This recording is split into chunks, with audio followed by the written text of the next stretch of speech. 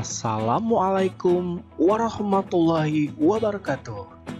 Selamat pagi, selamat siang, selamat sore, ataupun selamat malam untuk anak-anak semuanya. Bagaimana kabar anak-anak hari ini? Semoga kita selalu dalam keadaan yang baik, sehat, dan tentunya bahagia. Berjumpa kembali dengan Pangeran Diponegoro. Pada kesempatan kali ini kita akan kembali belajar, tepatnya di kelas 5, tema 6, subtema 3, dan kita memasuki pembelajaran ke-6. Seperti biasanya, sebelum kita memulai pembelajaran pada kesempatan kali ini, marilah kita awali terlebih dahulu dengan berdoa. Tentunya agar diberikan kelancaran selama pembelajaran dan kita mengharapkan ilmu yang bermanfaat sebagai bekal masa depan kita. Berdoa, mulai. Berdoa selesai. Nah, anak-anak, hari ini kita akan mempelajari tentang beberapa hal. Di antaranya, kita akan belajar tentang masalah sosial di sekitar kita. Kita juga akan belajar mengenai memahami teknik gambar cerita. Jangan lupa tonton video ini sampai selesai agar kalian menjadi lebih paham terhadap materinya. Kita mulai dari masalah sosial di sekitar kita. Simak bacaan ini dengan baik ya anak-anak. Dengan semakin majunya media informasi, baik cetak maupun elektronik, dengan mudah masyarakat mengetahui peristiwa yang terjadi di tempat-tempat lainnya. Tidak terkecuali berita-berita tentang permasalahan sosial yang sering diberitakan. Beberapa masalah sosial seperti pencemaran lingkungan, rusaknya atau buruknya fasilitas umum, perilaku tidak disiplin merupakan masalah sosial yang sering terjadi. Pencemaran lingkungan terjadi karena masyarakat membuang bahan-bahan berbahaya secara sembarangan ke lingkungan alam. Pencemaran limbah cair ke sungai-sungai dapat mencemari air sungai yang menyebabkan kerugian bagi masyarakat yang menggunakannya. Pencemaran udara juga dilakukan oleh kendaraan yang sudah tidak layak jalan, sehingga mencemari udara dengan bahan berbahaya seperti timbal dan karbon monoksida. Selain itu, masih ada pabrik-pabrik yang membuang limbahnya melalui udara.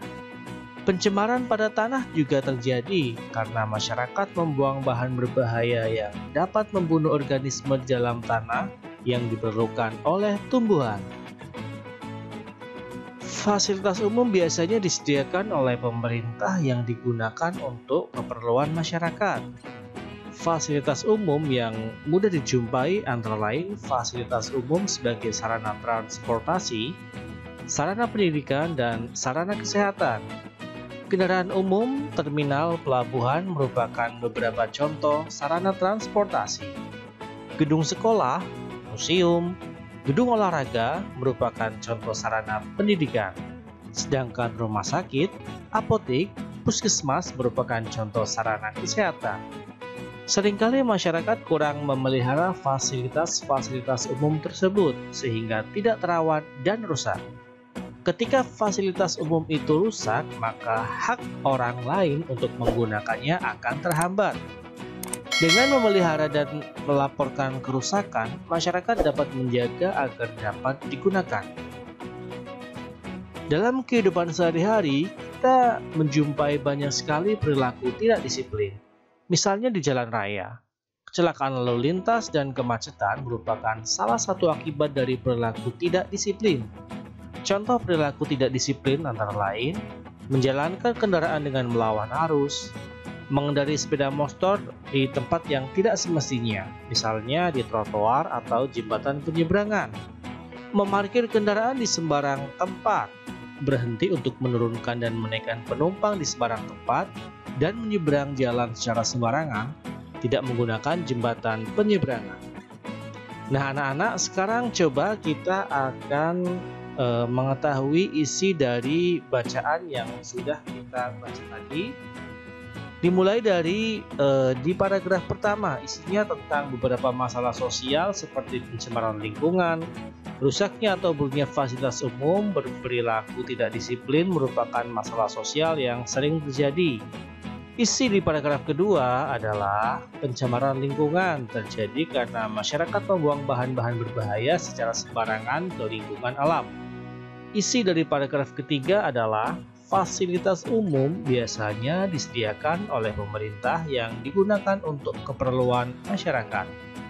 Isi di paragraf keempat adalah dalam kehidupan sehari-hari kita menjumpai banyak sekali perilaku tidak disiplin, misalnya di jalan raya.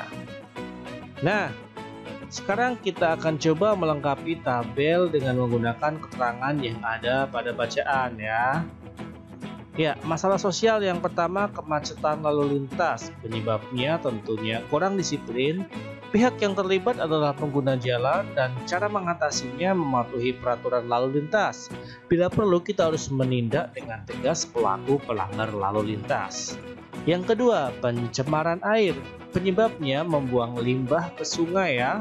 Pihak yang terlibat ada dari warga masyarakat, bisa juga dari pihak pabrik ya.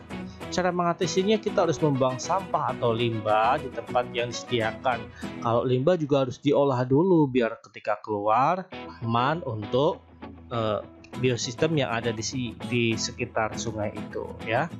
Berikutnya di pencemaran udara. Penyebabnya kendaraan dan pabrik yang mengeluarkan zat berbahaya ya. Ada karbon dioksida, karbon monoksida, timbal dan lain sebagainya.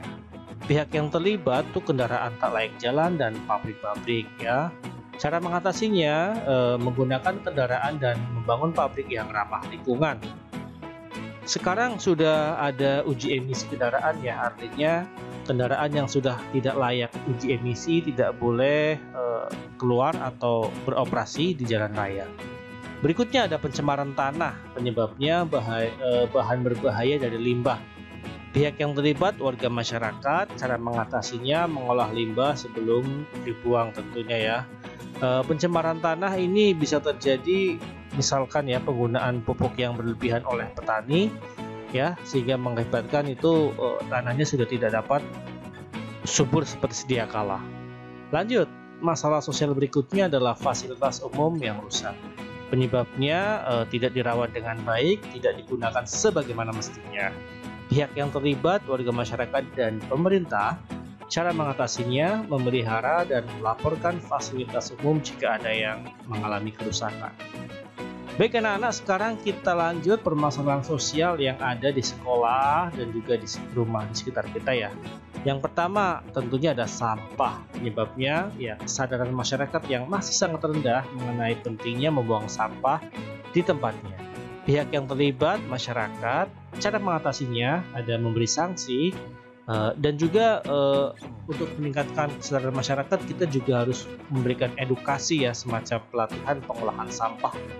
Berikutnya ada mencontek, ini yang di sekolah ya. Penyebabnya tentunya karena tidak belajar atau kurang belajar ya, malas belajar lebih tepatnya lagi.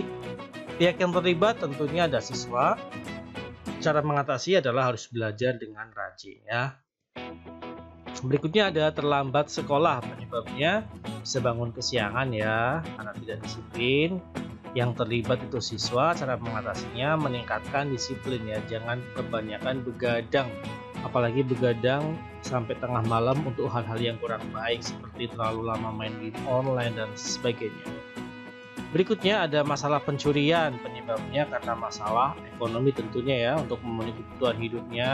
Pihak yang terlibat itu masyarakat, cara mengatasinya harus meningkatkan rasa berbagi ya, karena biasanya kalau ada sesuatu yang pencurian, kasus dan sebagainya itu kan pasti karena dia kekurangan.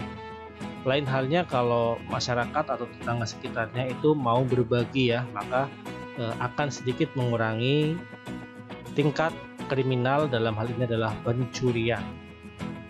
Berikutnya juga harus menegakkan hukum yang tegas ya untuk pelaku-pelaku pencurian yang skalanya sudah besar itu ya, harus dihukum sesuai dengan kesalahannya. Berikutnya ada masalah putus sekolah ya atau berhenti sekolah, penyebabnya adalah bisa jadi masalah ekonomi. Jadi walaupun pendidikan sudah digratiskan oleh pemerintah, tetapi untuk kita bersekolah juga membutuhkan hal-hal lain seperti kayak buku, sepatu, uang saku, dan lain sebagainya. Dan itu banyak memberatkan oleh sebagian masyarakat yang masih di kategori ekonomi ke bawah. Nah, pihak yang terlibat dalam hal ini adalah pemerintah. Cara mengatasinya dengan memberikan beasiswa bantuan pada siswa agar tidak putus sekolah. Nah, kita akan lanjutkan dengan teknik menggambar cerita ya. Teknik menggambar cerita ini sekarang ada dua, ada teknik kering dan teknik basah ya. Untuk teknik kering ada yang namanya teknik arsir dan teknik blok. Apa itu teknik arsir? Teknik arsir dibuat dengan menorehkan pensil ya atau spidol atau alat lain juga tidak masalah, berupa garis-garis yang berulang ya, sehingga menimbulkan kesan gelap, terang, dan kesan adanya dimensi. Nah, sedangkan kalau teknik blok adalah teknik yang menutup gambar dengan menggunakan satu warna sehingga menimbulkan kesan siluet atau blok. Sedangkan untuk teknik basah itu kita malah ada namanya teknik sapuan basah ya. Ini biasanya menggunakan bahan-bahan memerlukan kuas, ada cat air, ada cat minyak atau cat poster. Nah, teknik sapuan basah ini menggunakan bahan dengan campuran air di atas kertas. Ini contoh dari teknik sapuan basah. Untuk lebih memberikan gambaran ke anak-anak semua, ini Pangeran akan mencoba memberikan contoh-contoh dari gambar. Yang pertama teknik arsir. Nah, ini ada contoh Presiden Republik Indonesia kita, Bapak Insinyur Joko Widodo, digambar dengan menggunakan teknik arsir menggunakan pensil ya. Berikutnya ada teknik blok ya, ini contohnya mirip siluet ya. Ada kesan menutupi gambar dengan menggunakan satu warna ya, jadi kelihatannya hitam putih. Berikutnya ada teknik basah, sapuan basah ini ya. Nah, ini dengan menggunakan cat air ataupun cat minyak. Ya, anak-anak, tidak terasa pembelajaran pada kesempatan kali ini telah selesai. Semoga bermanfaat.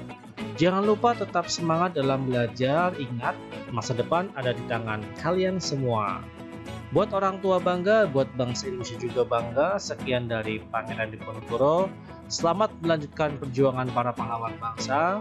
Assalamualaikum warahmatullahi wabarakatuh.